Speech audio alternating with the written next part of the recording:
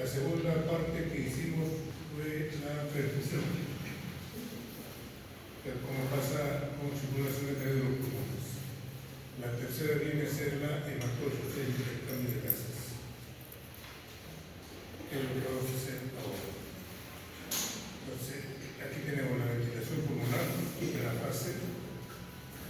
La segunda fase vendría a ser el intercambio de gases, que estaría metido en la perfusión del pulmón, transporte de gases por de la sangre, y por último la transferencia de gases. ¿Qué nos toca ver hoy día? ¿Cómo se hace esa hematosis, ese intercambio de gases? Primera clase que era el que hicimos, que es el principal del aparato circulatorio, los pulmones hacen qué cosa, proporcionar oxígeno a los tejidos y eliminar el CO2 desde los mismos.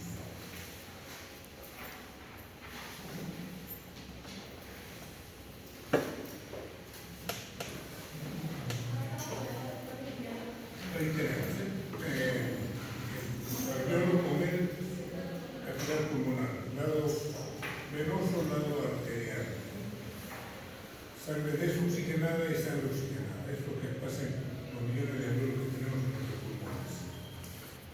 Y el atravesar esto se explica a través de la difusión simple. Me acuerdo de biofísica, hablamos de difusión simple, paso de una sustancia a través de una membrana liposoluble. El oxígeno y el CO2 son liposolubles, por eso atraviesan la membrana con mucha facilidad, siendo el CO2 20 veces más difusible que el oxígeno. Bueno, debería ser la membrana alveolo-capilar. El interior del gas, entonces, ¿qué cosa viene a ser? La tasa de difusión de los gases depende de su presión. ¿De qué depende? De su presión. Los gases van del lugar de mayor presión hacia los lugares de menor presión. Por eso el oxígeno va a donde hay más presión de oxígeno, en el alveolo. ¿A dónde tiene que ir? Al capilar. El CO2 donde hay más presión en el capilar, ¿dónde tiene que ir? Al alveolo. Entonces la presión es directamente proporcional a su concentración y que refiere a la presión parcial. Nos acordamos una ley de los gases en que la presión total es la suma de las presiones parciales de cada uno de los gases. Es la presión parcial. En este ambiente existe oxígeno y nitrógeno. La presión total que ejercen estos gases depende de la suma parcial de cada uno de los rojos y de los azules. Cada uno no hace su presión, hace una presión total. Se puede individualizar la de acuerdo a la concentración, de acuerdo a su porcentaje que existe. Intercambio de gases disueltos en líquido. La presión ejercida por cada gas depende de su concentración y también de su cuerpo. O sea, no solamente de su concentración, sino de los gases disueltos. La concentración de gas disuelto en sangre, diríamos, no se depende de la concentración del gas y de su coeficiente de solubilidad. Cada uno de los gases tiene su propio coeficiente de solubilidad. Ahí está la ley de Henry que dice presión parcial de un gas es directamente por medio de su concentración e indirectamente por medio de su coeficiente de solubilidad.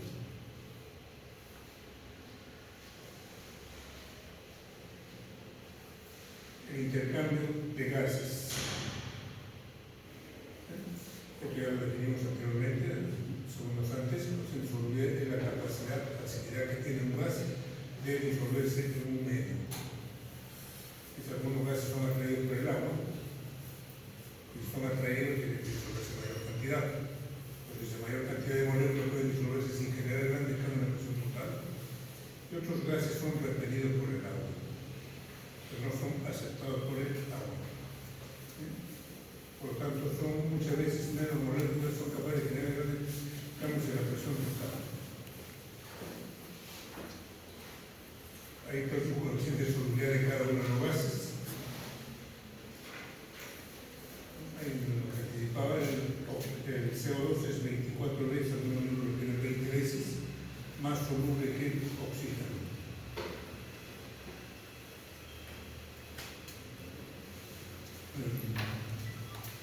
Conclusión de esto, dice, conclusiones parciales iguales. Si te hace el trabajo de juntar presiones parciales iguales entre el oxígeno y el CO2, se esperaría encontrar 24 veces más CO2 que oxígeno, por esta propiedad que tiene. El CO2 para una concentración dada es 24 veces menos que la intensidad por el oxígeno. Esto tiene su explicación en este hecho.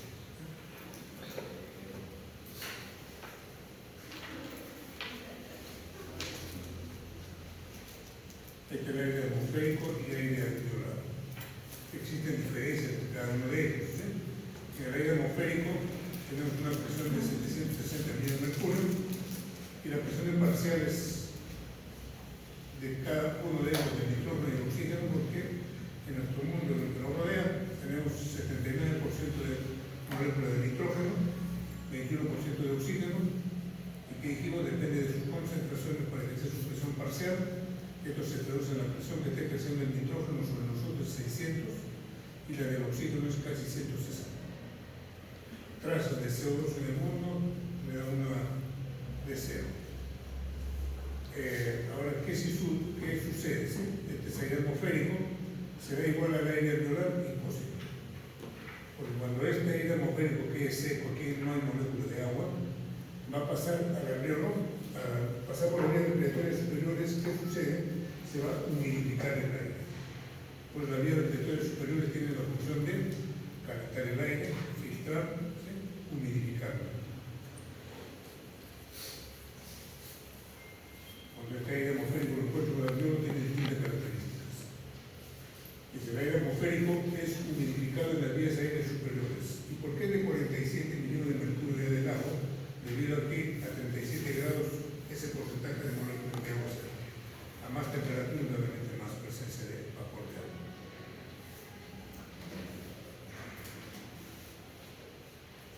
Ahí está, ¿sí? Presión de vapor de agua 37 grados centígrados, sigue 47. Nosotros tenemos temperatura de 37, por lo tanto la presión de vapor de agua en nuestros alveolos va a ser 47 milímetros de mercurio. Y aquí tenemos las diferencias entre los distintos tipos de aire que existen. ¿Sí? El aire atmosférico que vimos hace poco, ¿sí? El oxígeno que es una presión parcial de 159, el CO2 casi nada, el nitrógeno 601, total 760. Por favor, siempre la puerta.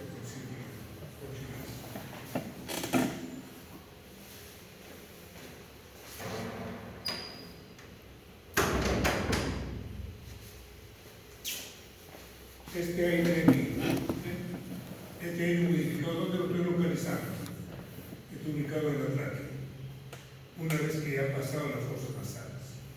Por eso aquí no encuentro ni oxígeno, ni aquí no encuentro CO2. Pero ¿qué está pasando? Aquí encuentro agua.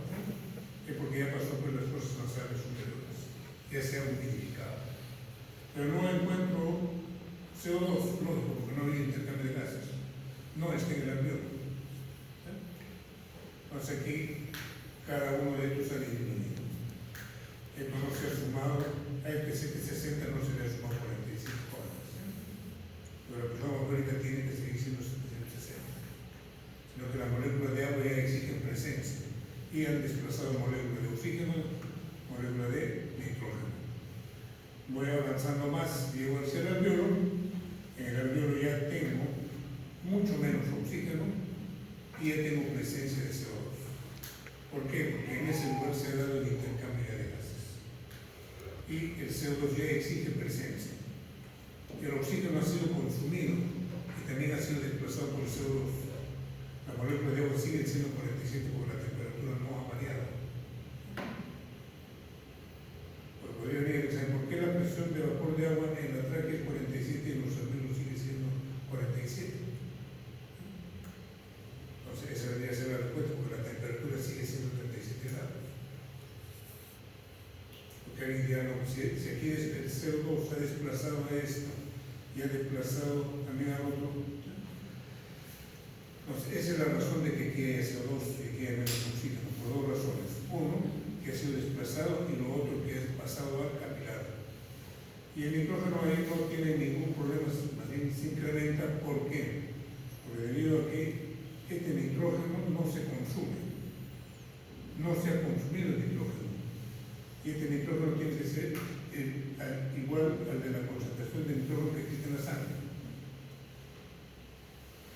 sigue siendo 760.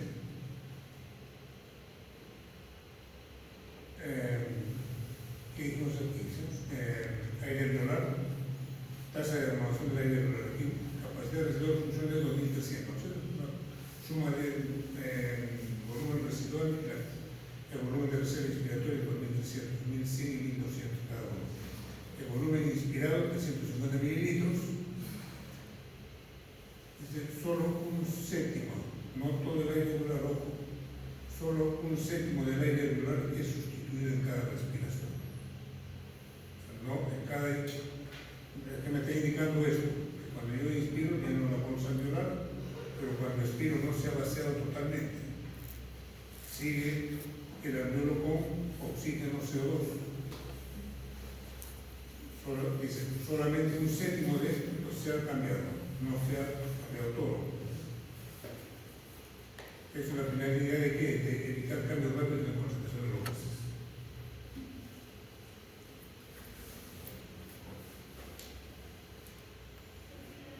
De velocidad a la que se elimina el exceso de un gas en el tiempo.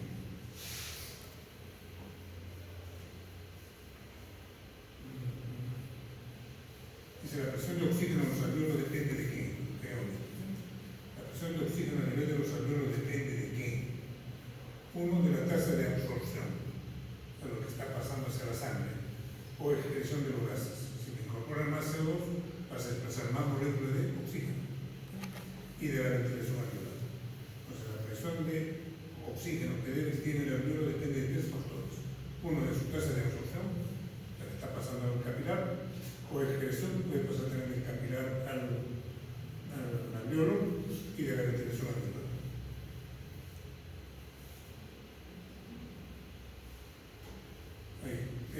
Y el aire expirado, ¿qué me está diciendo con esto?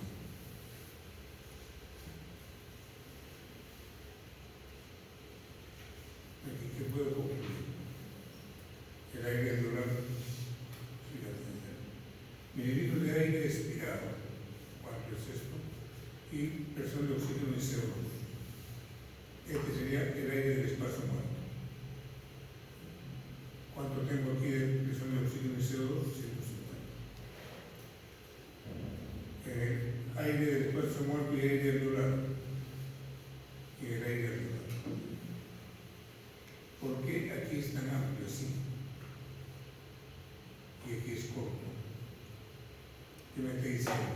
Ya sabes que en el alveolo tienes cuánto de CO2, 40. ¿Cuánto tiene de oxígeno? 100. ¿Y por qué en el espacio muerto tienes esta cantidad?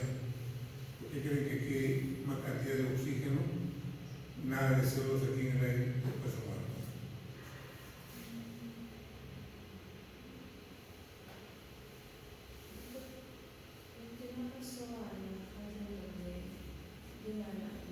Sí, con una palabra, yo no cuenta ahí. Cuando uno dice la primera y segunda palabra, ya sabe el tema. Cuando dice por qué, me voy a captar porque no hay intercambio de gases exterior. Es espacio muerto. Esa es la razón. Por eso en la práctica ustedes se van a dar cuenta. Hago la pregunta, dos o tres palabras no la apunta, ya no sabe. Ya no quiere plantear. Bueno, si yo te digo, no hay intercambio suficiente, ya no es necesario. Ya sé que viene lo demás. Aquí sí. Aquí hay el espacio muerto y hay el que hay mezcla.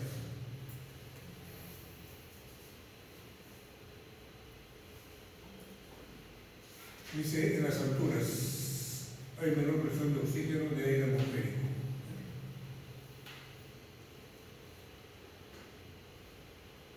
A 0 metros, cuando estamos a nivel del mar, estamos aquí.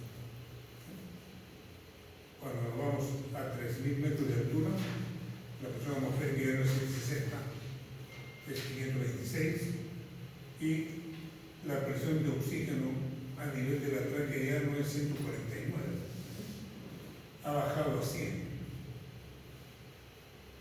Y los que viven ahí a esa altura están en hipóxia. Y por eso que se explica por qué son polimorúnicos en la gente que viene de nuestras alturas, tiene mayor cantidad de glóbulos rojos. La medicina es fácil de decir como un montón de veces, es lógica la medicina. la explicación. Respuesta aguda, ante un cambio agudo, ¿qué hace? Voy a recurrir a la policía. Tengo que tener mayor número de vehículos para transportar el oxígeno. Por eso tiene mayor hematocrito.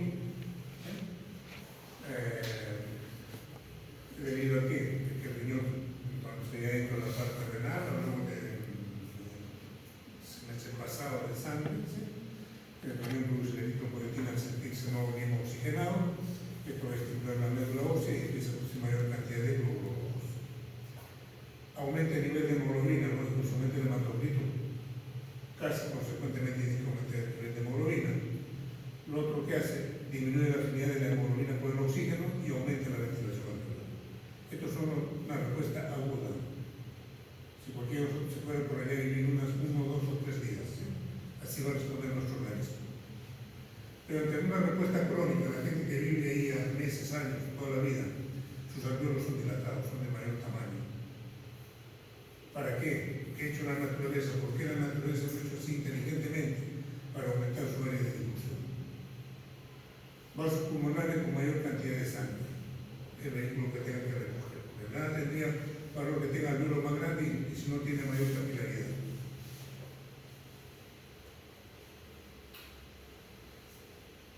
Tercera parte, el alveolo y la membrana respiratoria. Ya estamos aquí. Desde su alveolo, están los alveolos, la malla vascular, capilares pulmonares, neumocitos tipo 1, tipo 2. Los neumocitos tipo 2 son los encargados de producir surfactantes, los neumocitos tipo 1 son a través de los cuales se produce la difusión. Al menos 300 millones de alveolos tenemos. El diámetro de cada uno de los micrómetros son paredes muy delgadas para poder difundir el oxígeno y el CO2. Ahí está, la membrana respiratoria y membrana alveolo capilar. Esa membrana tiene 0.5 micrómetros de espesor, nos da una superficie de 70 metros cuadrados. Ojo, a veces distribuye 100 pequeños alveolos, va a ampliar la superficie, son 70 metros cuadrados. Casi diremos si el pulmón lo aplana, sería casi el borde estario para hacer la superficie de intercambio de gases. Dice 40 veces más la extensión de la piel, permite eso un grado de intercambio de gases. Detrás de hacer la estructura con microscopio electrónico. La membrana alveolo capilar, aquí tengo el alveolo, aquí está la sangre, aquí está el capilar, con su glóbulo rojo, entonces tengo aquí la capa de surfactante, con molécula de agua que hay en un elemento, el epitelio alveolar, la membrana basal del epitelio alveolar, su membrana basal de esta, el espacio intersticial, la membrana basal del epitelio capilar y los capilares endoteliales, el endotelio de los capilares, ¿sí? El epitelio capilar. Bueno, entonces, esta es la membrana alveolo capilar. Esta membrana tiene que ser atravesada por el oxígeno y el CO2. Aquí no hay más comentarios. Son de esta manera atraviesan el oxígeno y el CO2 por ser liposolubles. Difusión simple.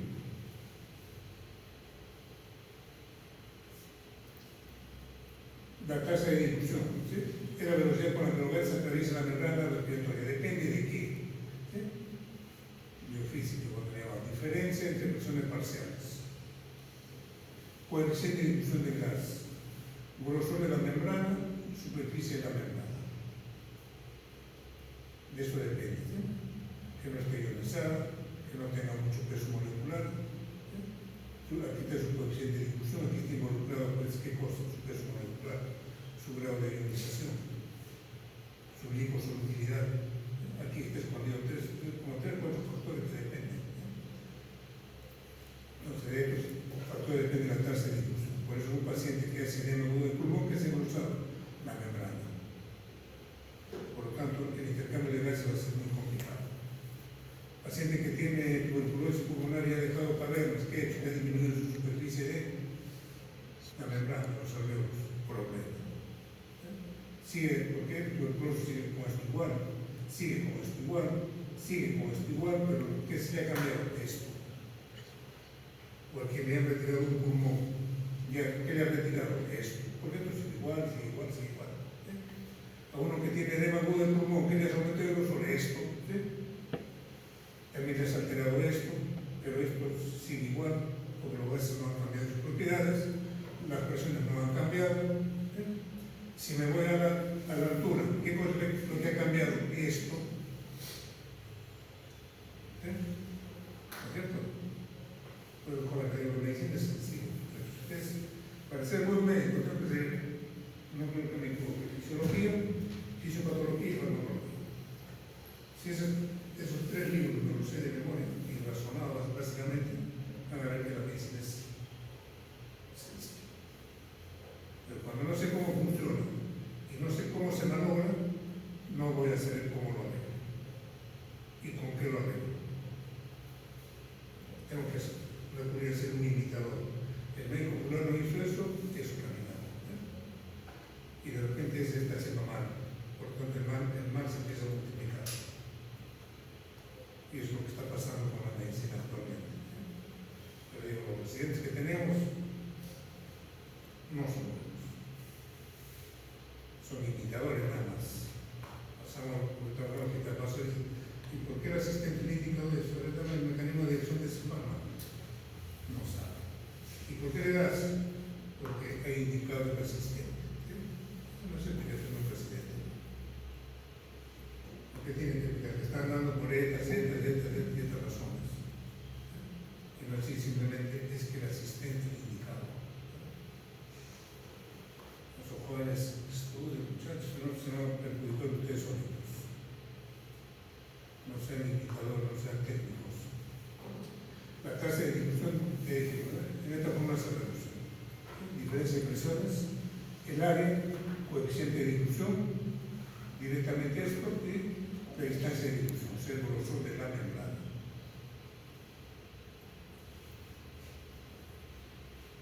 Relación ventilación-perfusión. Esto creo que tengo otra clase, no lo he hecho.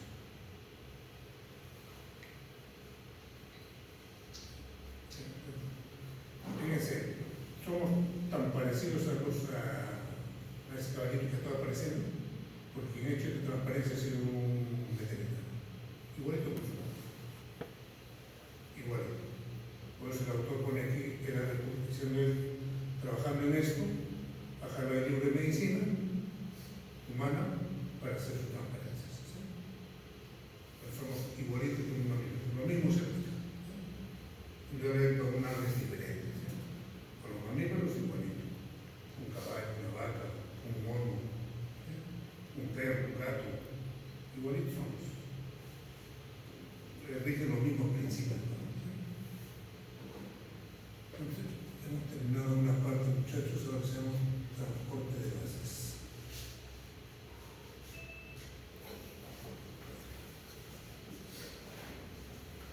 Eso recuerdo haber hecho lo que física con ustedes. Vamos a hacer un repaso de ese tema. Transporte de gases. El gas ya no tengo en la circulación, ya está. Porque hemos pasado a ventilación, ya hemos pasado a perfusión, ya hemos pasado a hematosis, ahora estamos pasando a cómo llega el oxígeno y cómo trae el CO2. ¿Sí? Entonces, vamos, transporte de gases. Un recuerdo de la sangre es esto, hematocrito, hemoglobinas. ¿Qué me dice esta clase? Transporte de gases. Nosotros estamos consumiendo por minuto, cada minuto le estamos quitando a la naturaleza 250 mililitros de oxígeno. Eso estamos consumiendo por minuto. ¿Cómo están nuestros gases en la sangre arterial? 100 milímetros de mercurio. Pasa por los sistemas capilares y me está devolviendo en sangre venosa 40 milímetros de mercurio. O sea, 60 milímetros de mercurio de oxígeno han pasado a nuestros tejidos. Aquí. El oxígeno disuelto depende de qué, de su coeficiente de solubilidad por la presión de oxígeno de la atmósfera. Gasto cardíaco. Entonces, ¿qué me está diciendo esto? De esta fórmula, que 50 mililitros de oxígeno hay en un litro. Aquí que dice, aquí que me está diciendo, ¿sí? Que en un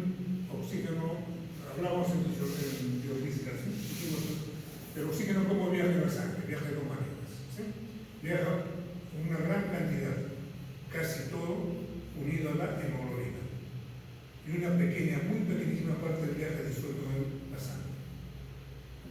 Y esa es la cantidad de sangre de oxígeno que viaja disuelto en la sangre. 0.003 litros de oxígeno por litro de plasma.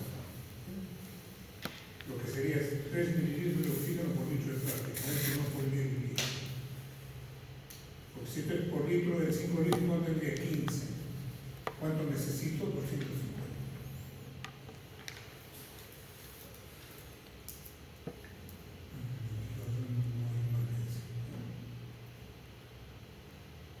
Aquí me está diciendo, parte de esto, por gasto cardíaco, tienes esto, ¿sí? 50 mililitros de oxígeno por litro.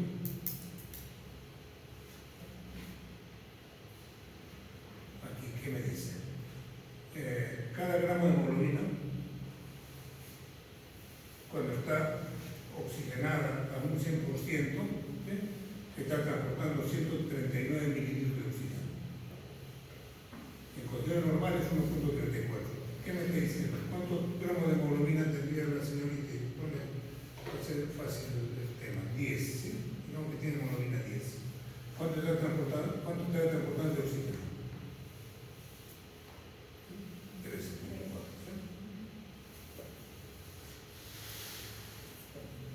Pero no debe tener 10, pero tenía más o menos volumen de 14, 15. ¿Sí? Lo sería esto, la idea no de molestarla, sino que sea más fácil el trabajo. Aquí, ¿qué me está diciendo entonces? Me dice, ¿sabes qué? El oxígeno disuelto es 2% del oxígeno total de sangre. Porque la presión parcial de oxígeno te lleva a eso, no te puede llevar a más. Si hubiera más presión de oxígeno, sí podría elevar la cantidad de oxígeno disuelto. Por lo tanto, a esa presión, la presión arterial de oxígeno es 0.3 mililitros de oxígeno por 100 mililitros de sangre. Hemoglobina, aquí te haciendo el cálculo, ¿sí? Si tuvieras una hemoglobina de 15, ¿cuánto vas a transportar de oxígeno? ¿Sí? 15 por 1.34 es la composición terrestre. Cada gramo es 1.34 y si tengo 15 gramos, tengo 15. Y ahí se le tengo que sumar el 1.30, le tengo que sumar esta cantidad de oxígeno y me llega a 20 y tantos. 20 fracciones. Vamos a la hemoglobina. Es una enzima alostérica, presenta múltiples sitios receptores específicos donde se va a unir en forma reversible con el oxígeno. Tiene que ser en forma reversible. La cantidad de oxígeno, la cantidad de CO2, de monóxido de carbono, de iones de hidrógeno, de 2,3-difosfoglicerato y la glucosa pueden modificar la hemoglobina. Estos hechos pueden modificar la hemoglobina. Y al modificarla le van a quitar su afinidad por el oxígeno. O le van a incrementar su afinidad por el oxígeno. Vamos, un ejemplo. El monóxido de carbono se une a la hemoglobina y no la suelta. Por lo tanto, le va a quitar la capacidad de transportar oxígeno. Eso es lo que sucede, ¿no es cierto? Periódicamente se escucha, ¿sí? Se quedó en su auto de frío, para no tener frío, prendió su carro motor, el día siguiente lo encuentra muerto. Rosadito y calientito. ¿Por qué? Porque el monóxido de carbono está produciendo el motor de ese carro, se ha unido a su hemoglobina de ese señor y ya no puede transportar esa hemoglobina, ya no puede transportar oxígeno. Ya sea juntado, no puede. El otro difosfoglicerato depende. Si hay más, ¿sí? Va a obtener que libere con facilidad el oxígeno. Si hay menos de difosfoglicerato, no lo libera fácilmente. Y cada uno de estos factores va a modificar su actividad por el oxígeno. Esto me supongo que hicieron cuando hablaron de hemoglobina de sangre el semestre pasado, de que está constituida una hemoglobina. Capacidad de transporte de la hemoglobina. Una hemoglobina, cuando es un oxígeno, tiene 4 lugares para unirse el oxígeno a la hemoglobina, al grupo M de la hemoglobina. 1, 2, 3, 4. veces uno solamente se ha unido. Se ha unido ya dos, se ha unido a tres y se ha unido a cuatro. Aquí diríamos que están sus 4 lugares de la molécula de hemoglobina copados con oxígeno. Aquí están ocupados de los 4 solamente 3. Entonces dice, es la cantidad de oxígeno que se combina con la hemoglobina a presiones parciales de oxígeno elevadas. 1 gramo de hemoglobina transporta unos 34 millones de oxígeno y como en la sangre tenemos 15 por 1.34, 20 puntos. Eso es cuando está saturado al 100%. Eso es cuando está saturado al 100%. O sea, cada molécula de hemoglobina está cargando 4 oxígenos. Porque si digo, si está saturado al 75%, me está diciendo que solamente estás ocupando 3 sitios. De los 4 bancos que tenían para que ocupe el oxígeno, solamente 3 están ocupados. El otro está vacío. Por lo tanto, ya no está transportando esta cantidad de oxígeno. Esta cantidad de oxígeno me sale cuando los 4 asientos están ocupados.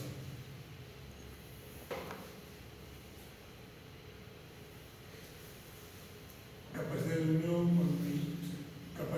del oxígeno, fácil, ¿no es cierto? Contenido total de oxígeno, cantidad de hemoglobina total. Capacidad de unión de la cantidad máxima de oxígeno que se puede unir a la hemoglobina, contenido total de oxígeno es la cantidad de oxígeno en sangre, cantidad de hemoglobina total, que son definiciones, concentración máxima de hemoglobina contenida en la sangre. Y ahí está, ¿sí? Regla de 3, por eso sale de esta manera.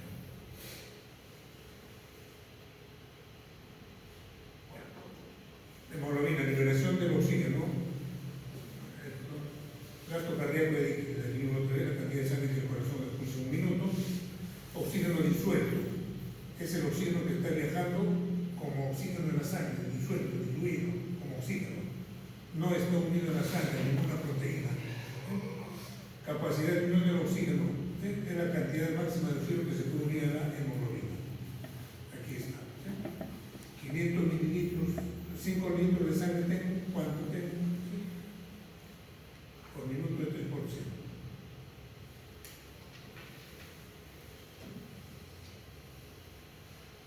Saturación de la hemoglobina, ojo, es el porcentaje de sitios disponibles para el oxígeno combinado con oxígeno. Dije, cada molécula de hemoglobina tiene 4 grupos N y cada grupo puede cargar una molécula de oxígeno. Y cuando están así cargados los 4, estoy indicando que está saturado al 100%.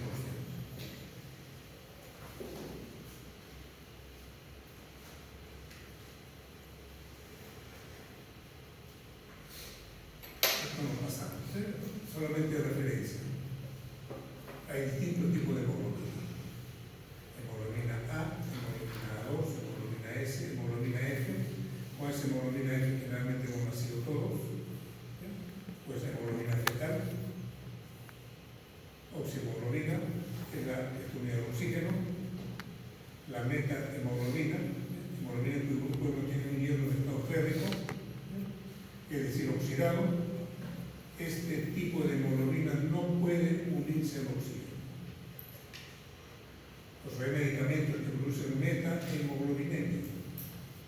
Hay que tenerlo presente, porque es un medicamento que ocasiona metahemoglobinemia que me está diciendo que no se van a poder unir al oxígeno.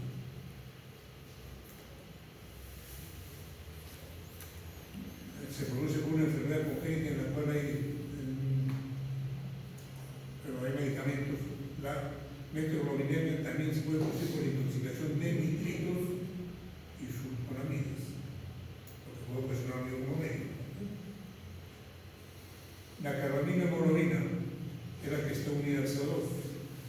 La carboxihemoglobina, la que está unida al monóxido de carbono. Y la hemoglobina glucosilada se encuentra normalmente presente en la sangre en baja cantidad. Es el resultado de la unión de la hemoglobina con la glucosa o sus carbohidratos libres. Esto es variante, pues no todos tenemos la misma hemoglobina. La hemoglobina fetal tiene que tener esas características porque el feto pues, no está en una condición que nosotros.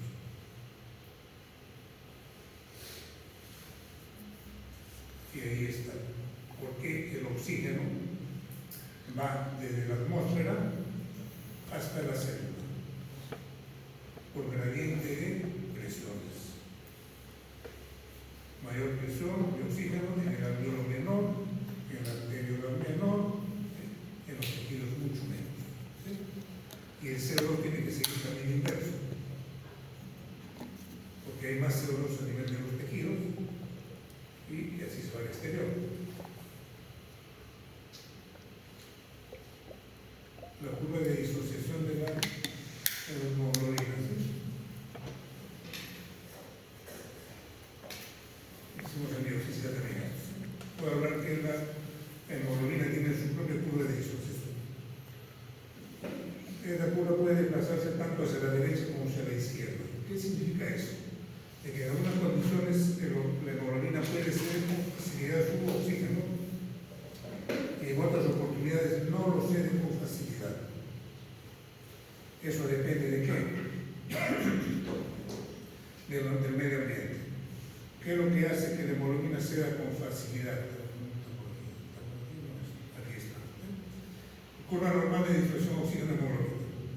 A veces se desplaza hacia este lado o a veces se desplaza hacia este otro lado. Cuando se desplaza hacia la derecha, significa que la hemoglobina se ha vuelto buena gente, cede con facilidad el oxígeno. Y para que eso suceda tiene que darse una de las condiciones o todas ellas. Disminuir el pH en los tejidos, incrementar la presión arterial de CO2 o presión de CO2 en los tejidos, el incremento de la temperatura y el incremento de los triglicéridos. Y cuando esta hemoglobina se vuelve mala gente, o sea, se desplaza hacia la izquierda, no cede con facilidad su oxígeno, cuando se incrementa el pH, o sea, se vuelve hacia la alcalinidad, disminuye la cantidad de CO2 ahí en los tejidos, disminuye la temperatura y disminuye los triglicéridos. Eso quiere decir lo mismo.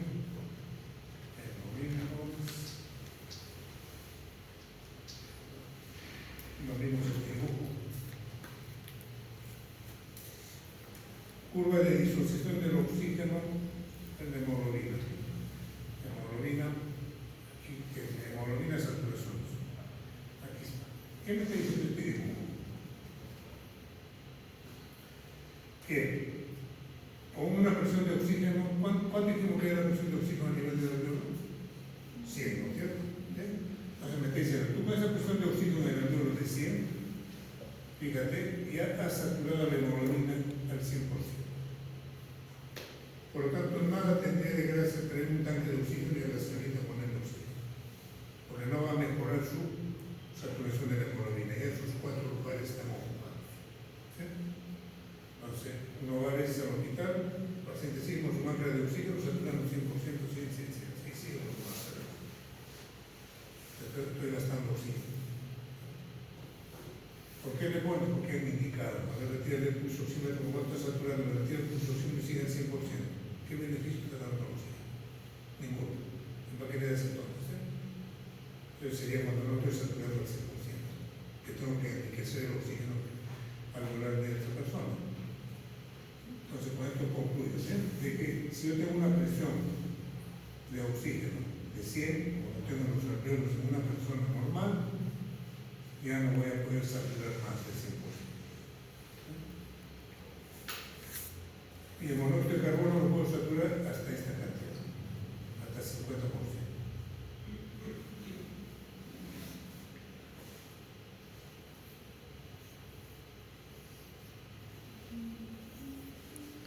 Transporte de oxígeno en la sangre. Aquí estoy en un tejido, ya no estoy en el alveolo jóvenes, estoy en el tejido. ¿Sí? Aquí me está llegando la sangre arterial. ¿Sí? Ya no estoy en el alveolo, paso al tejido. ¿Sí? En el tejido, aquí están las células. Fíjense, está llegando la sangre arterial con una presión arterial de oxígeno de 95 milímetros de mercurio. Entro a los tejidos y me encuentro que hay oxígeno cuánto. Menor cantidad. Entonces, ¿qué va a suceder? El oxígeno va a pasar del lugar de mayor concentración hacia el lugar de menor concentración. ¿Y cómo voy a recuperar ese oxígeno por el lado venoso? En 40. Por eso cuando la sangre llega al ventrículo derecho y la expulsa hacia el pulmón, ¿cuánto de oxígeno voy a encontrar? 40 millones de mercurio. Y aquí está el alveolo. Esto es capilar periférico, esto es el alveolo. Fíjate, este es 40, aquí tengo 40. Es la sangre que ya ha llegado por el ventrículo derecho. Empieza a pasar por el capilar pulmonar. Fíjate, 40, estoy recuperando con 104. Está claro, ¿no? Esto es a nivel del tejido y esto es a nivel del capilar pulmonar. ¿Por qué el nivel del cambio de gases? Por el gradiente de presiones de los gases.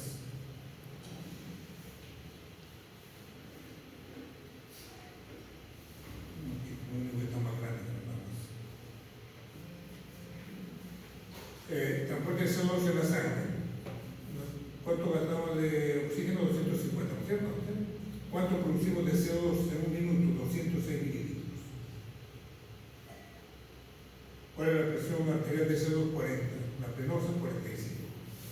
Esto es la que entra en el capilar pulmonar y esta es la que está entrando en el capilar pulmonar y esto, presión de CO2 está saliendo del capilar pulmonar con 40. Entró con 45, pasa por el alveolo que 40 y sale con 40.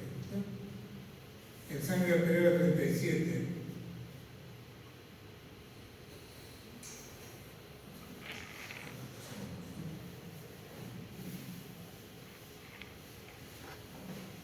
Veamos aquí. Transporte de CO2 en la sangre. ¿Cómo se transporta el CO2 en la sangre? ¿Qué concluiría ahí de la sangre? Que el CO2 viaja. ¿Cuál sería su manera principal de viajar el CO2 a través de la sangre? Como bicarbonato, ¿no es cierto? Aquí me está diciendo, así viaja principalmente. Como CO2 libre, es poquito. Como unido de hemoglobina, es otro poquito. ¿De acuerdo, jóvenes? No. El oxígeno, ¿cómo era? Libre, poquísimo, ¿no es cierto? Y más del 99% unido a la hemoglobina.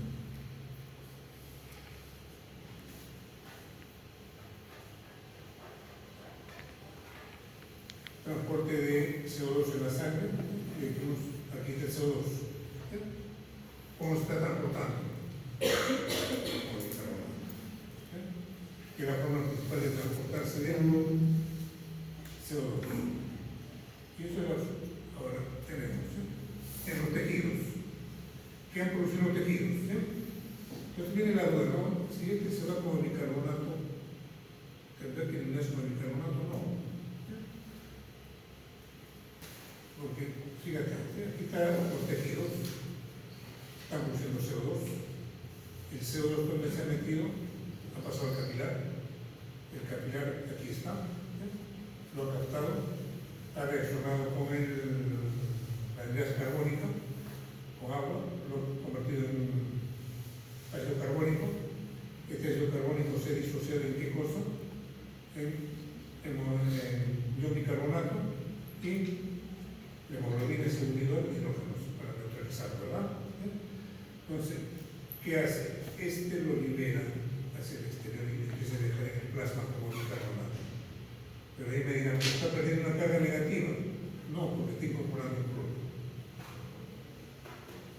Entonces, esta forma viaja este CO2 que está aquí, está viajando aquí y lo devuelve aquí al plasma. Y así está viajando. Y cuando llega al pulmón, ¿qué hace la hemoglobina? Le dice, mi función es cargar oxígeno, suelta el hidrógeno. Y ese hidrógeno, ¿a quién busca? A este. Se formó nuevamente el ácido carbónico. Y el ácido carbónico ahí en el pulmón, ¿qué hace? Se transforma nuevamente en CO2 y agua. El agua por el pulmón, el CO2 por el pulmón y el agua que se queda en nuestro organismo. Ahí está lo que les estaban hablando, ¿sí? Transporte de CO2, no hacemos eso. Efecto, por eso es que es como tarea, ¿sí? Entonces viene la pregunta, les podemos como tarea joven para poder observación. ¿Por qué? Pregunta, ¿por qué a nivel del pulmón la hemoglobina tiene un comportamiento, ese comportamiento de alta afinidad por el oxígeno, y esa misma hemoglobina, ¿por qué en el tejido periférico no desprecia el oxígeno, se deshace del oxígeno? Pregunta concreta. ¿Por qué la hemoglobina en el pulmón quiere el oxígeno y por qué la hemoglobina a nivel del tejido no quiere el oxígeno, lo suelta con facilidad?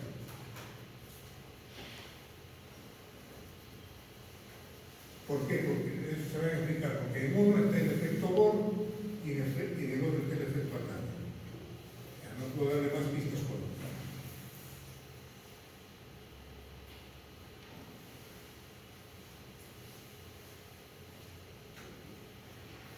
El efecto Bohr y el efecto Arnott se explica a través de esos mecanismos. El efecto Arnott para explicar.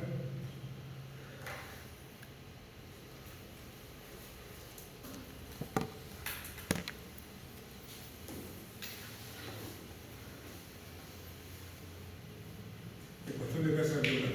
La presión alveolar. Cuando encuentren una A de esta manera, significa alveolo. Cuando encuentro una A minúscula, significa arterial. Cuando encuentro una B pequeña, se llama venosa. Entonces, la presión alveolar de oxígeno depende de la fracción inspiratoria de oxígeno. La presión inspiratoria de oxígeno normalmente, aquí ¿cuánto es? 21%, ¿sí? O 0.21. Entonces me está diciendo, la presión alveolar de oxígeno depende de qué. Presión alveolar de oxígeno depende de qué, de la presión inspirada de oxígeno. O sea, ¿cuál es tu CO2? ¿Sí? Fracción inspiratoria de oxígeno. Que está determinado por esa presión atmosférica, está determinado por qué? Por la presión atmosférica menos la presión de vapor de agua. La presión alveolar de CO2 es la que está poniendo el alveolo y R es el porcentaje respiratorio. Entonces, de eso va a depender la presión alveolar de oxígeno.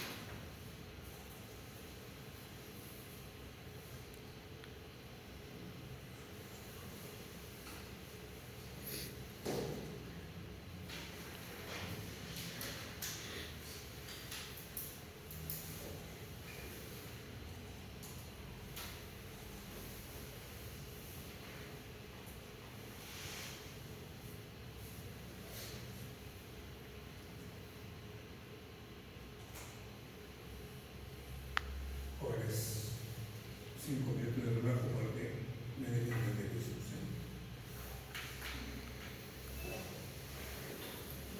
Esto parece complicado, pero no es complicado.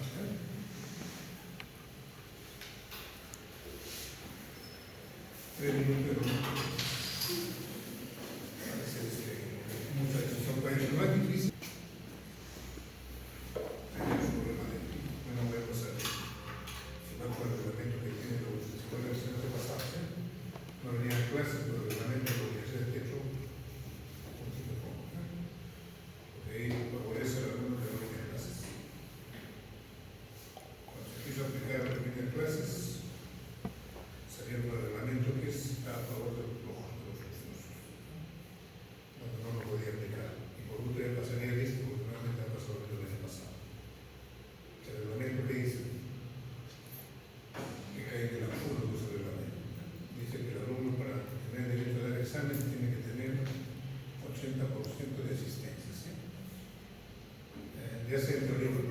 ¿Cuántas prácticas vamos a tener?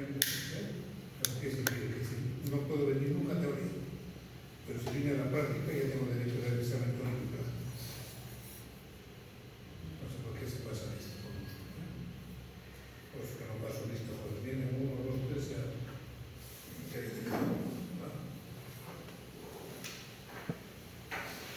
Lo que lo esa vez de que no que el reglamento le da el favor de pues, ¿eso qué puede llevar?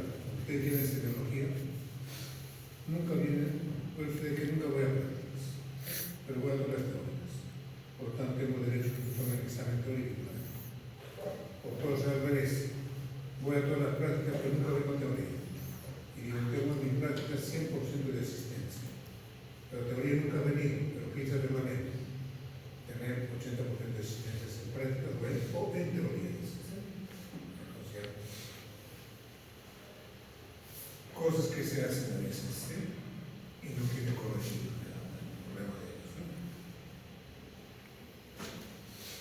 Vamos, las arterias. Es un tema que toda su vida lo van a tener que hacer. Ser médicos tienen que dominar. Porque análisis, cuando yo era joven, como ustedes estudiantes, era un tema que poco o nada interesaba porque los hospitales no se aplicaban, no había dosadores de gases. Ahora hay que hacer un examen como tener un estetoscopio. Por lo tanto, lo tengo que dominar a plenitud. Me llega apenas el paciente al hospital, darle un análisis de gases. En mi tiempo eso no existía. Lo hacíamos en teoría sí, pero la aplicación no existía. Resonadores, ecografías, tomografías. A lo mucho que puedes aspirar a tomar una placa de rayos X. Ahora los tiempos ya son más exigentes, hay mucha más tecnología en los hospitales, por tanto que sabemos. Análisis de gases arteriales. Vamos.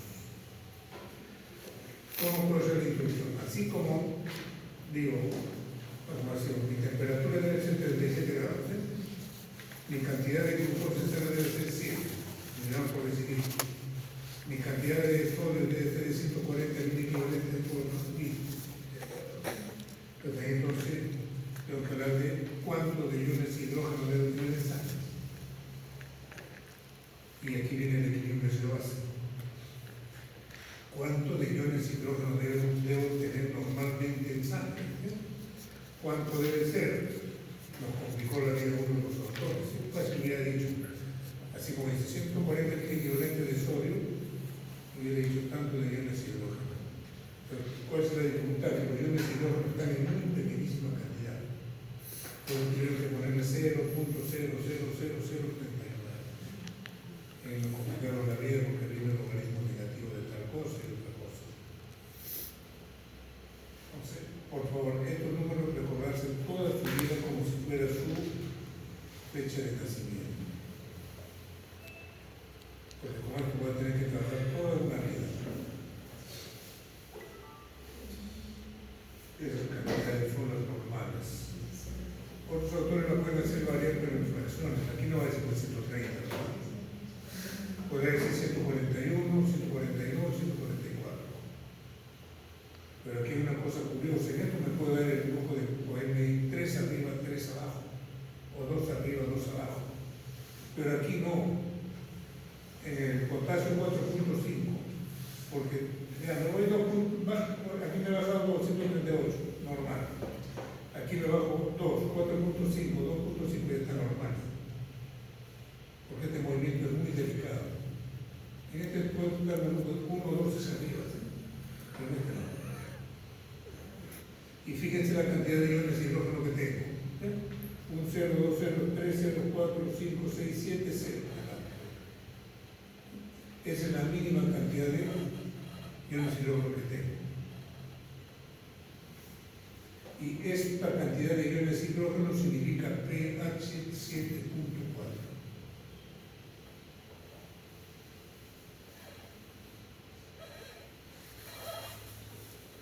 Ahora, ¿cuál es la función de nuestro organismo? Si nosotros tenemos que estar luchando contra algo todos los días, esos iones hidrógeno.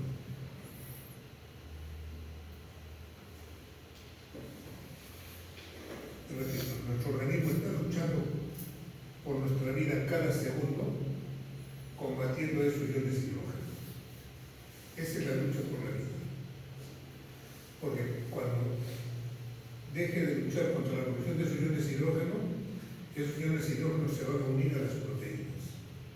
Las van a desnaturalizar y se nos acabó la vida.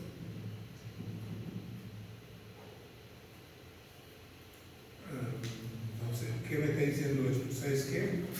En el espacio extracelular tienes 40 nanomoles por litro de iones hidrógeno.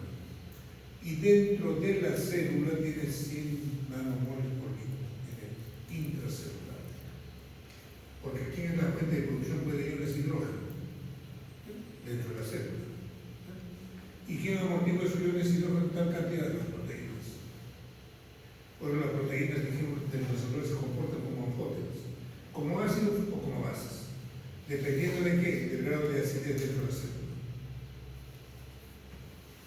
Seguimos, jóvenes.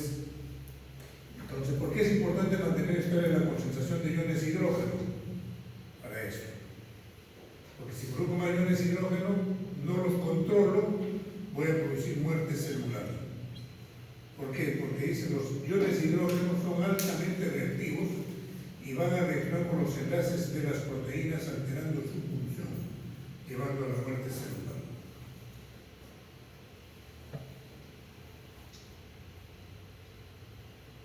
Este caballero me complicó la vida, jóvenes.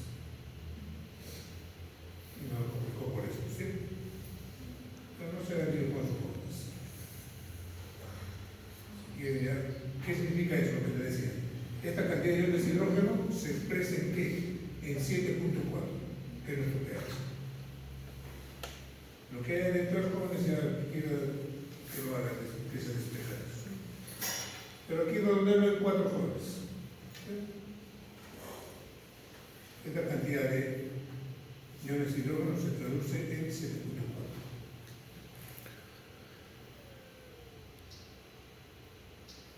¿Qué cosa es lo que produce nuestro organismo? Ácidos volátiles. ¿Qué significa ácidos volátiles? Aquello que puede expulsar por el pulmón. ¿Qué expulsa por el pulmón? CO2. ¿De dónde viene ese CO2? Del metabolismo de la glucosa y ácidos grasos. ¿Cuánto produzco de ácidos volátiles al día? 15.000 a 20.000 milimoles por día. ¿Quién lo maneja? Los pulmones, pues son muy volátiles. ¿De dónde provienen? De la glucosa y ácidos grasos. Después vienen los ácidos fijos. ¿Qué significa? Que no son todos volátiles. No los puedo eliminar por el pulmón.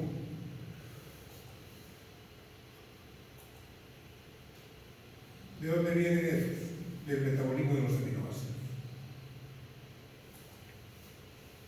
¿Cuánto se produce al día? 50 a 100 milimoles por día. ¿Quién lo maneja? Los riñones.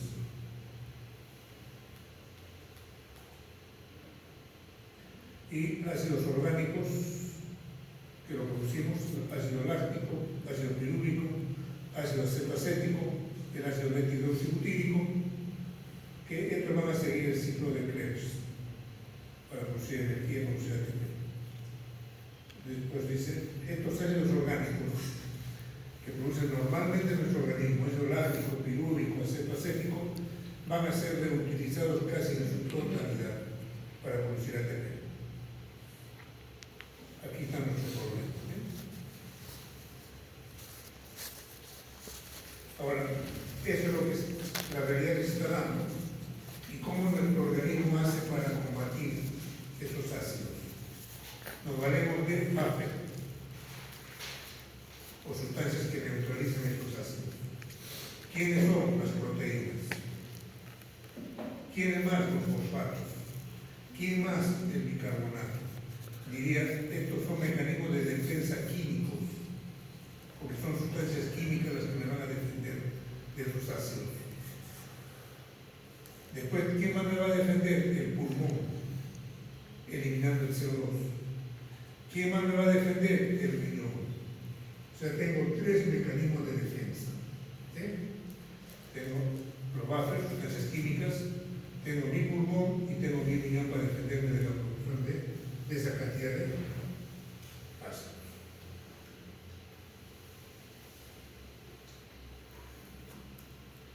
Entonces, ya teniendo el sustrato, teniendo los elementos necesarios para entrar al tema. ¿Qué cosa es el pH? Ya dijimos, ¿no? La concentración de iones de hidrógeno, que es 0.7 cilindros de helado, 39 y tantos, me olvido 40, ¿sí? Nanomoles. Entonces, mi pH normal, ojo, igual estos números los tengo que aprender como mi cumpleaños, mi DNI, esos números tengo que aprender. No me puedo olvidar de esos números. Porque el día que me olvide no voy a saber si estoy arriba o estoy abajo. Y si no sé si estoy arriba o estoy abajo, no sé, no puedo tomar decisiones. Porque tomo decisiones a base de certezas, no de suposiciones.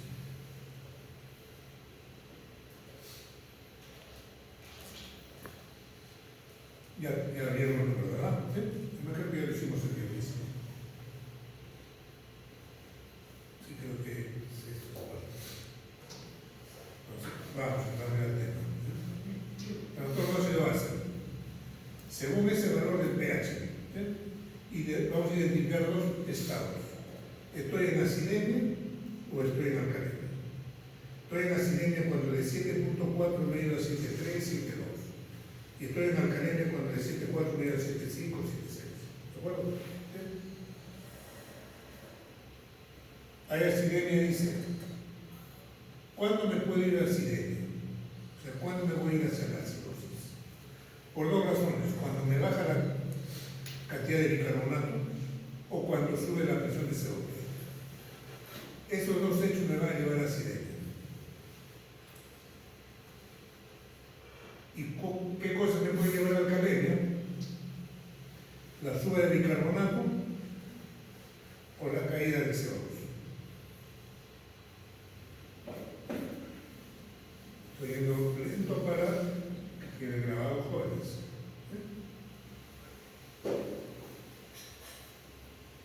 Hasta ahí está claro, ¿verdad, jóvenes? ¿Sí? ¿Qué me puede llevar a acidemia? Lógico. Me va a llevar a acidosis cuando sube el CO2. Y me va a decir, ¿y por qué sube? Ahí le preguntaría a ustedes, a ver, la señorita que está aquí bienvenida. ¿Por qué la suba del CO2 me va a llevar a acidemia? O un voluntario.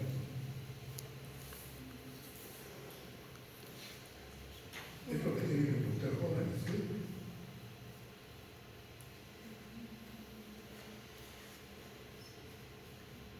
Un voluntario jóvenes. Ustedes no pregunten, porque ustedes no suponen que lo saben. Cuando yo pregunto, no saben. Eso yo no he preguntado. Y a veces, ya no tanto a mí, sino ustedes mismos, porque ya en biofísica hicimos ese tema.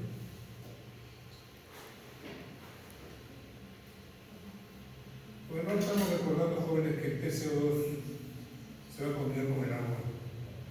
El agua va a dar bicarbonato, va a dar un ion hidrógeno. Y ese ion hidrógeno que va a variar en acidosis. ¿Y por qué cuando baja este? ¿Sí? Porque no hay quien contrarrestar un hidrógeno. Y aquí sucede lo contrario.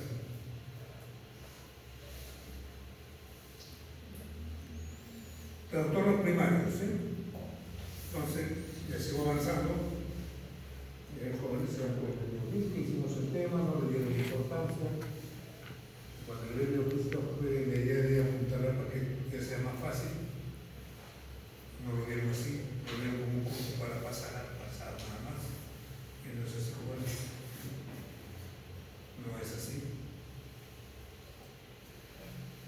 En biofísica prácticamente ustedes dejaron lo que quieren fisiología lo más fácil posible.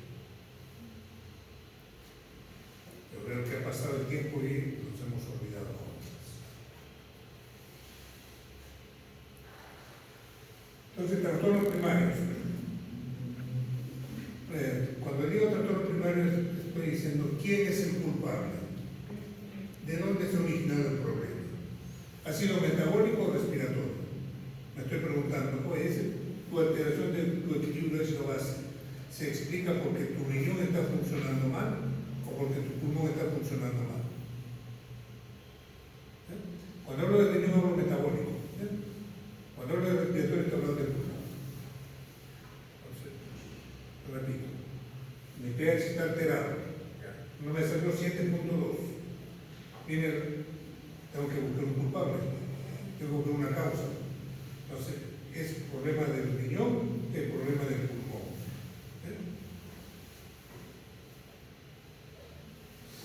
¿Cuándo le voy a echar la culpa al riñón o metabólico? Cuando ha subido el bicarbonato o ha bajado el bicarbonato.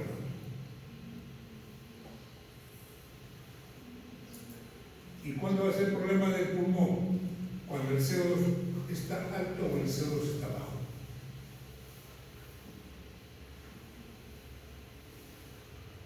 Vamos viendo acá hay los jóvenes.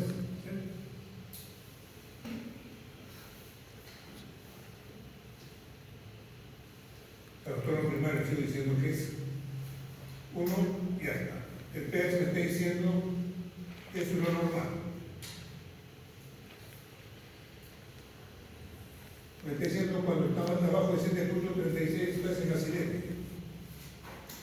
Cuando estás arriba de 7.44 estás en alcalemia. Culpables ahora. Si el bicarbonato ha bajado, entonces es una acidosis metabólica. Si el CO2 ha subido, estoy frente a una acidosis respiratoria. Ahí tengo el culpable. Por el trastorno primario. ¿Qué me ha fallado en esta alteración del equilibrio de esa base? ¿El pulmón o el riñón? Si me ha fallado esta acidemia el pulmón, por mal manejo del CO2, pero tendré una acidosis respiratoria. Si el problema es, también esta acidosis se ha caído en bicarbonato, la acidosis metabólica. Entonces, lógico, señores, no hay aquí jaladito de los pelos supuestos ahí, ¿no? Todo tiene su razonamiento. Y cuando aprendo razonadamente, no me voy a olvidar jóvenes. Me puedo equivocarse. Pero cuando me doy cuenta de mi equivoco, corrijo nuevamente. Pero cuando aprendí de memoria, el primer error, sigo con el segundo, tercero y empiezo a leer disparates. Porque no tiene sustento lo que voy hablando.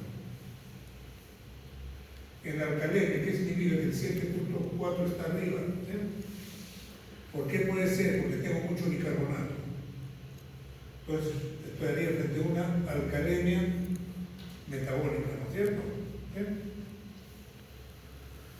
Y si ese pH arriba de 7.4 está con una presión de CO2 bajo, ¿qué significa? Que estoy frente a una alcalosis respiratoria. Ahí está mi esquema, jóvenes. Punto de mi razonamiento tengo que partir de esto.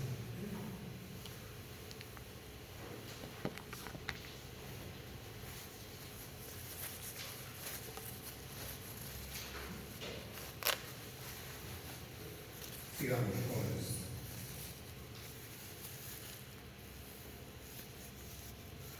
Ahora, ya estoy frente a un problema.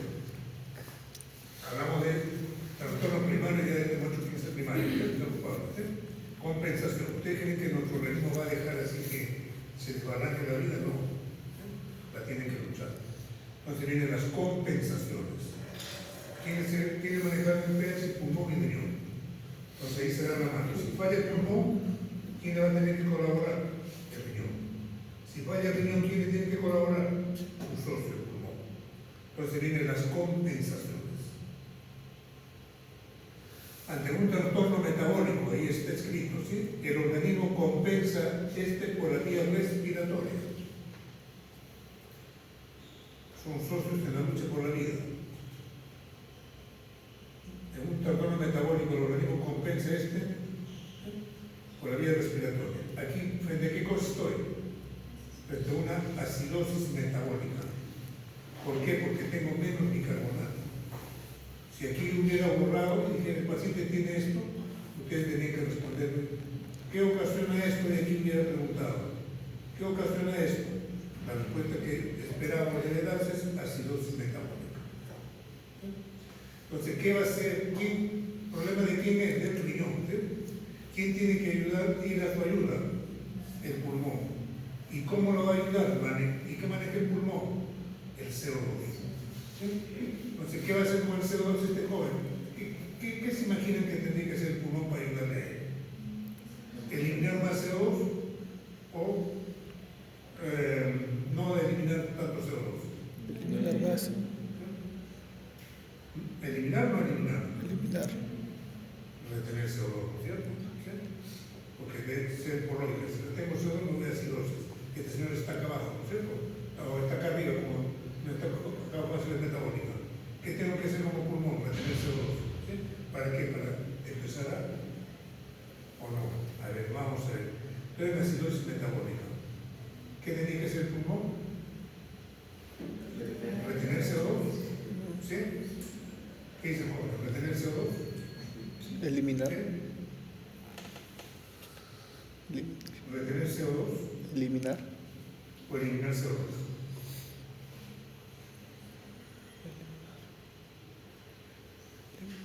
¿Qué dijo?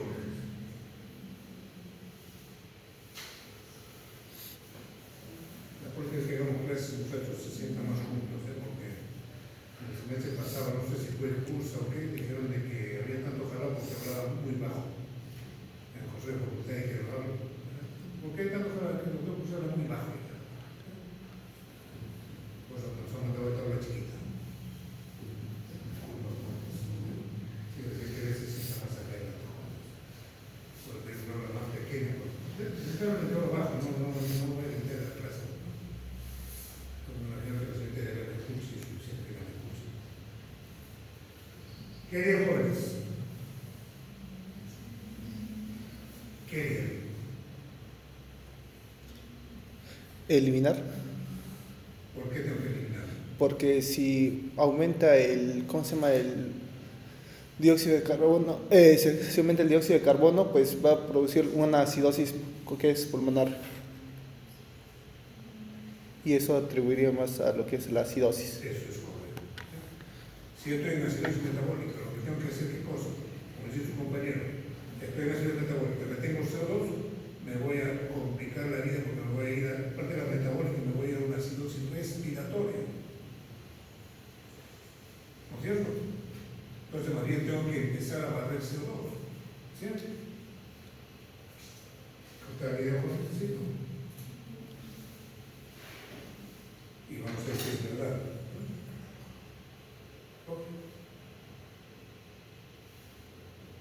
Y para hacer eso, el pulmón, ¿qué tiene que hacer? Empezar a ventilar más. ¿No es cierto?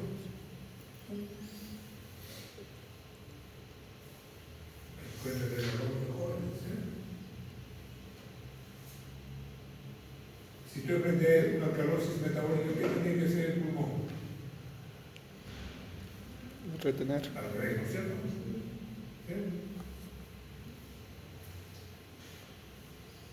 Eso.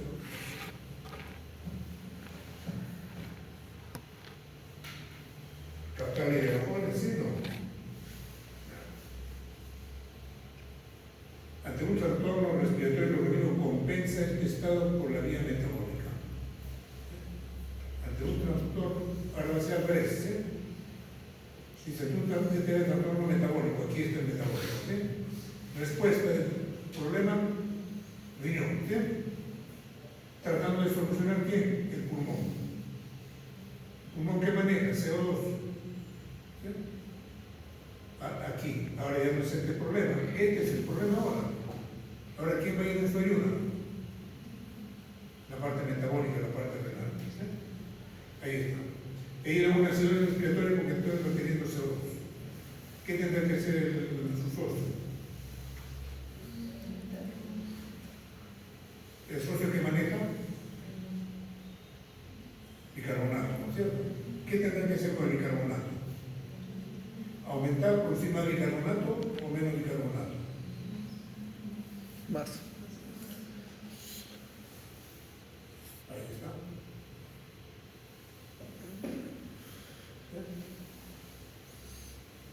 y aquí asesino, ¿cierto? Ahí está. Entonces me dicen, un problema primario, ¿quién recurre en su ayuda? Primario, trastorno primario, esto, compensación.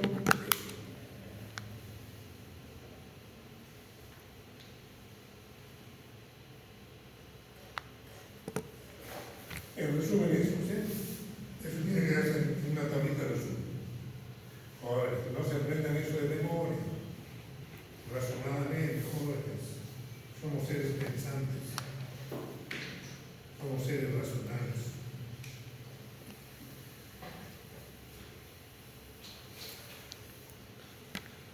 Esto no es difícil, jóvenes, es lógica. Y la vida es lógica, jóvenes, la vida no es casualidades. En el mundo no hay casualidades. Hasta que imagínate ver que alguien pase a la pista y no atropelle un carro, es una casualidad, no. Ahí alguien se descuidó. O el peatón se descuidó o el chofer se descuidó. No hubo casualidad. En el mundo no hay casualidades, jóvenes. No hay que tener mala suerte. Cada uno se la va a buscar. Todo en este mundo tiene una relación de causa y efecto. Si sucede algo, es que por algo ha sucedido. Se han dado ciertas condiciones para que suceda. Entonces, ¿qué es una casualidad? Es el encuentro de dos necesidades. Dos cosas que se tenían que dar, llamamos casualidad. No casualidad, pues, son hechos necesarios que tienen que ocurrir. Seguimos, jóvenes, no se complican. Si está complicado hasta ahí, se viene un poquito más complicado ahora. Trastornos secundarios. ¿Qué pasa? Cuando ese ayudante no lo puede ayudar pues como le dé la gana, como se le ocurre, ¿sí? Tiene que ayudarlo justo en lo preciso. Porque si tú exageras, me estás metiendo a otro problema. Si no me ayudas poco, no me ayudas al problema. Me ayudas mucho, me complicas también la vida. ¿Sí? Tú tienes que ayudarme como debe ser. Por eso dice trastornos secundarios. La compensación de trastornos primarios puede ser algo exagerada o corta y me va a producir un trastorno adicional. Entonces, si me vas a ayudar, ayúdame correctamente.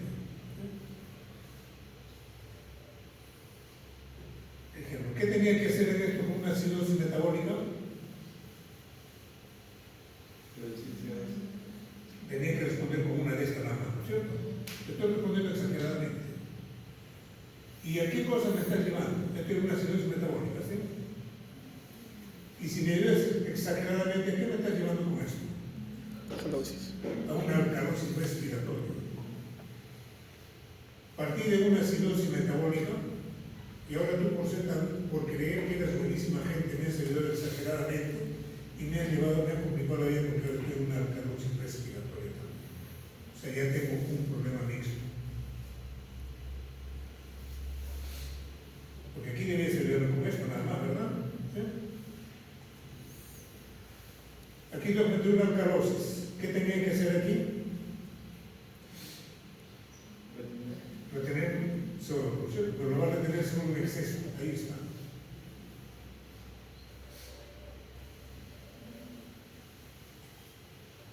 Aquí otra vez, ¿cierto? Tres repeticiones. Me estás ayudando exageradamente. Yo partí de una acidosis, me han querido ayudar, pero me ha complicado más la vida. Todavía tengo un problema. Ya tengo dos problemas. Me ha llevado a partir de una acidosis respiratoria y tu riñón por quererme ayudar me ha retenido mucho bicarbonato. Ahora tengo dos problemas: acidosis respiratoria con alcalosis metabólica.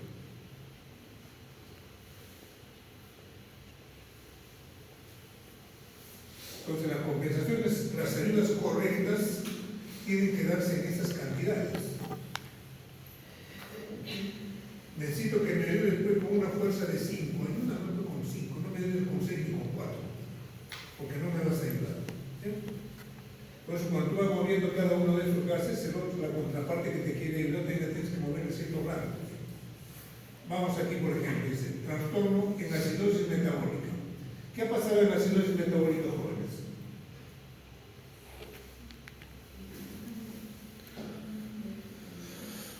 Ha caído el bicarbonato, ¿no es cierto? ¿Tienen clases por eso? No voy a terminar con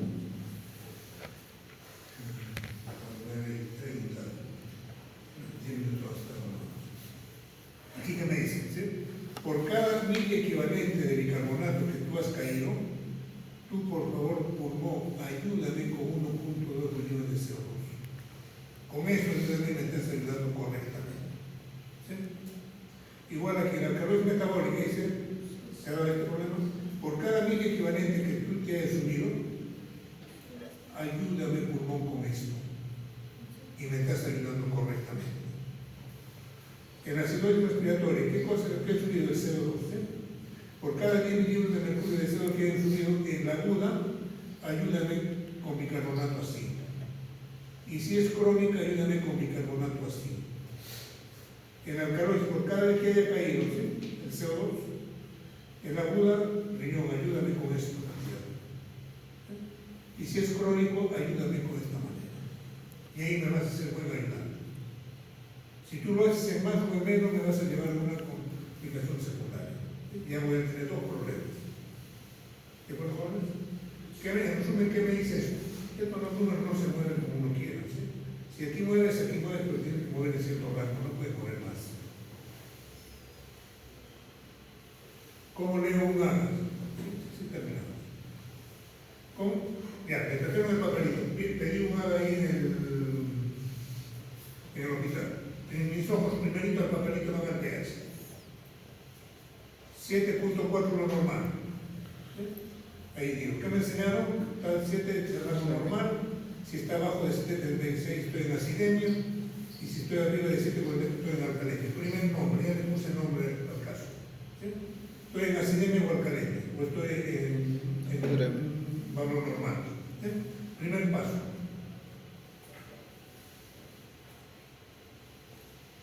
Segundo paso, ¿quién es el culpable?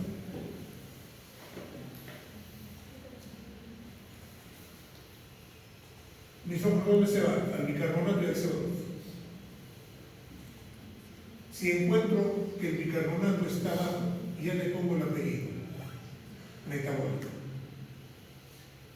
Si encuentro que el CO2 está alto, es respiratorio. Ya nombre de ver esto, y después mis ojos se van a estos valores. En la alcalemia, igual. ¿Por qué me he ido aquí? ¿Quién es el culpable? Encuentro que el bicarbonato está alto. Entonces ya le pongo apellido, metabólico. Estoy en la alcalemia, veo que el CO2 está bajo, alcalosis respiratoria. Ya tengo nombre y apellido.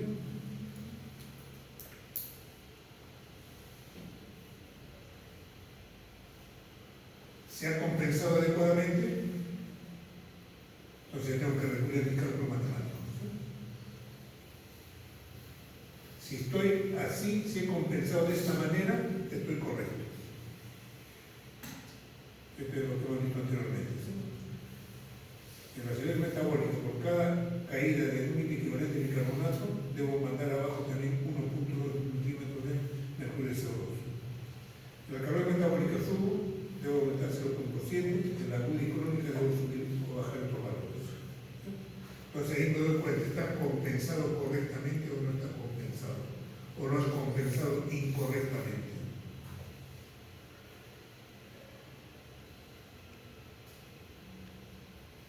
Cuarto paso, ¿cómo es que le abrió un gap? Ahí no vamos a quedar con eso, por decirlo rápido, vamos a quedar con el. ¿Qué cosa es el avión gap? Entonces, para hablar de avión gap tengo que hablar de esto. Ahí está. Biofísica. El principio de electroneutralidad. Cargas positivas igual a cargas negativas. Cargas positivas me la da básicamente el sodio y cargas negativas me la da el cloro y el bicarbonato, y aquí hay una serie de aniones de distinto nombre. Esto es lo normal que debo tener. Y cuando pido los ángeles de gases me salen estos valores. y a base de eso calculo el anión GAP. Entonces me dice, fluoro, ¿cuánto debo tener? 106, pero tengo 126, pero el organismo siempre guarda el principio de neutralidad. Se rompería por mantener eso. Aquí esto es lo normal, aquí he caído en algo anormal. El anión GAP, ¿qué ha pasado aquí? El anión GAP sigue normal, 10. ¿Quién se ha sacrificado aquí? El bicarbonato, el negro. ¿Quién ha aumentado aquí? El cloro. Entonces, aquí digo, es un anión GAP normal, porque sigue 10, el anión GAP no ha variado, pero es hiperclorémico, porque el cloro ha aumentado para mantener la neutralidad. Aquí, anión GAP alto, porque ya no está en 10, está en 30. El cloro sigue siendo igual, 106, pero el bicarbonato se queda ahí. Entonces, sigo manteniendo la electroneutralidad, pero a base de que deberá aumentar el anión GAP. O sea, estoy produciendo en exceso aniones que están reemplazando al dueño de la casa, que es el bicarbonato. Lo estoy desplazando.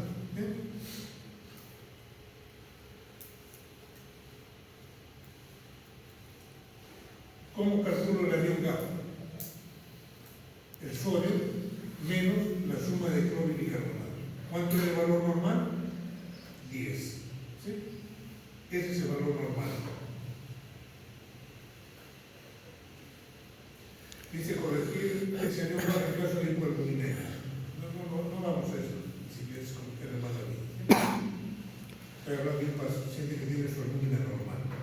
Porque si tiene su albúmina normal, tengo que recurrir a otro mecanismo de corrección. Quinto paso. ¿Sí? ¿Cómo está su anión GAP? Tengo que recurrir a hacer fórmulas. Bicarbonato corregido. ¿Cómo voy a ver el bicarbonato corregido? De área de bicarbonatos normal, que debería ser 24, ¿sí? Más el anión GAP menos 12.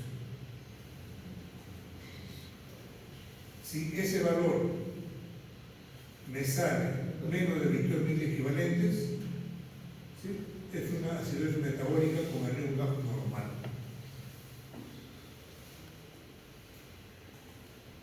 Si ese bicarbonato corregido me sale más de 26, me está diciendo que estoy frente a una alcalosis metabólica.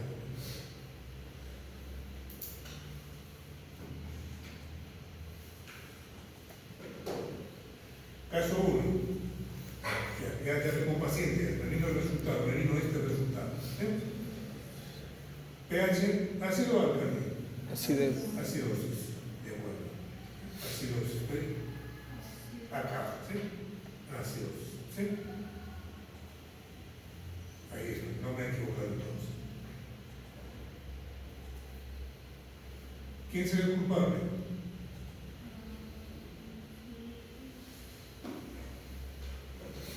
Pulmón, riñón.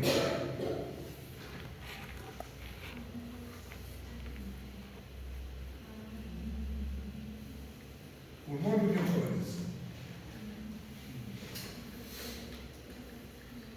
Pulmón, riñón, jóvenes. Riñón.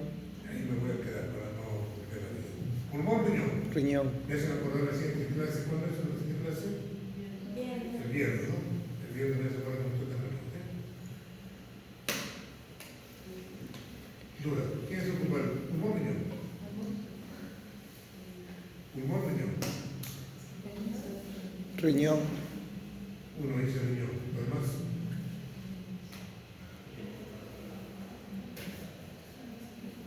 ¿Lo demás? ¿Qué pedido, Paco? ¿Qué pedido? Choquejagua.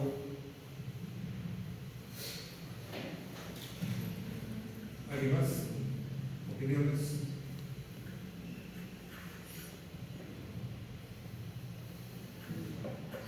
¿Alguien más, jóvenes? Bien, que no estoy calificando, solamente preguntar su nombre para tenerlo en cuenta. En positivo. Si alguien me dice una cosa equivocada, no lo voy a poner en negativo. No me preocupo.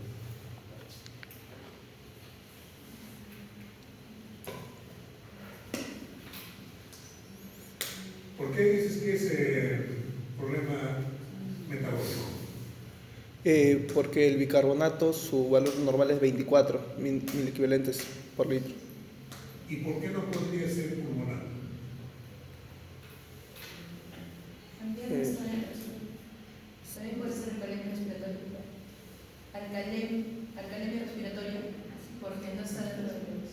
No, madre, ahí me está haciendo 7.22, estoy nacido, si ya estoy metido abajo.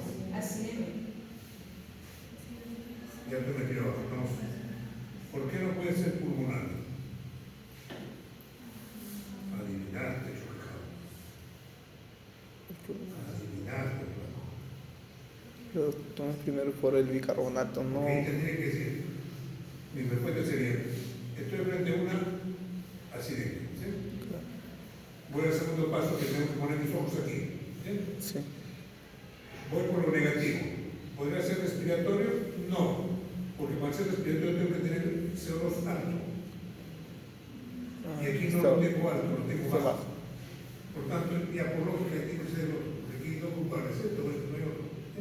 ¿Sí? Pero dame el razonamiento de este entonces, ¿sí? Porque el bicarbonato debería estar en 24 Sí. y este en 14 está bajo. Está. Es imposible que sea, porque para que sea ácido respiratorio tendría que tener bicarbonato arriba de 40. Y no está 40, está 25. ¿Sí? En todo caso sería, ya tendría que cambiar. Si este puede ser culpable, ¿cómo estaría este? Alto.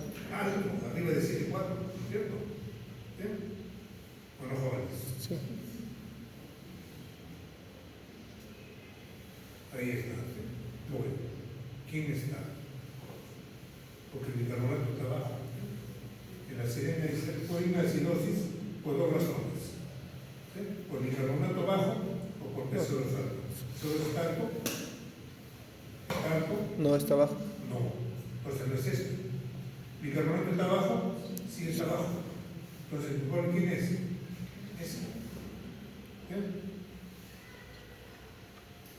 Y lo que hago. Entonces, acordar que, conclusión, acidosis metabólica. ¿Bien? Falta poquito, pero no vamos a correr. Ya tengo otra cosa. Ya se acuerdan cómo te va a